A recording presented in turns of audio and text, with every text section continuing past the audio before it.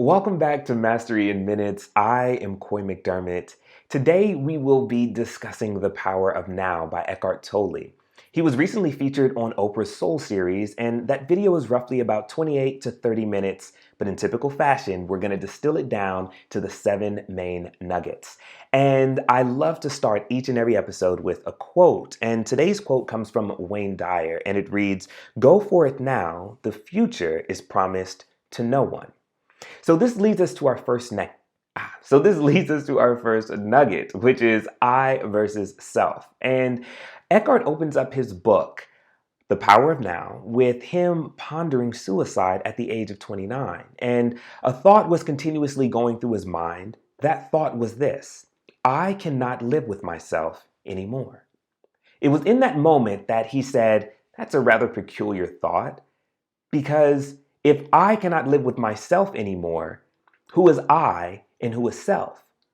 Now, I hope I'm not the only person who has gone through any kind of internal dialogue like this. Well, I guess I'll allow the comments to let me know that. But I have had conversations like this where I was going back and forth with myself about certain things, or maybe it was just this stream of negativity or a repetitive thought of something negative. And I had to take a step back and say, hey, that's not what I want to think about. And the interesting thing is, the moment that you take that step back, you realize and you have the same epiphany that Eckhart Tolle did as well.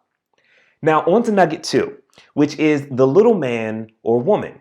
So here, Eckhart shares that most people are unaware that they have a little man or woman in their head who is constantly talking and talking and talking. And you have these repetitive streams of thinking. But what's tough is that most of these repetitive streams of thinking are based in negativity. So you have this enormous amount of negativity that is constantly going on and happening in your mind. And the important part here is to become aware of that negative thinking, to become aware of that thought process that is really being derived from your past and past conditioning, and know and understand that you are not that. The third nugget, go beyond thinking. So this was an interesting one. Eckhart said that he had a conversation with a Zen monk.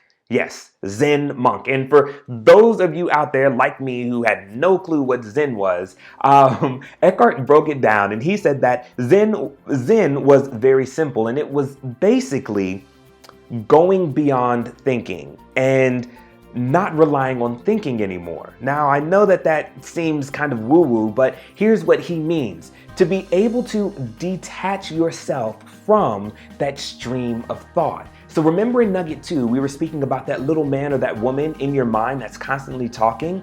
If you can begin to detach yourself from that stream of thought, you can then become Zen. Continue to be blessed. And remember that your mastery is only minutes away.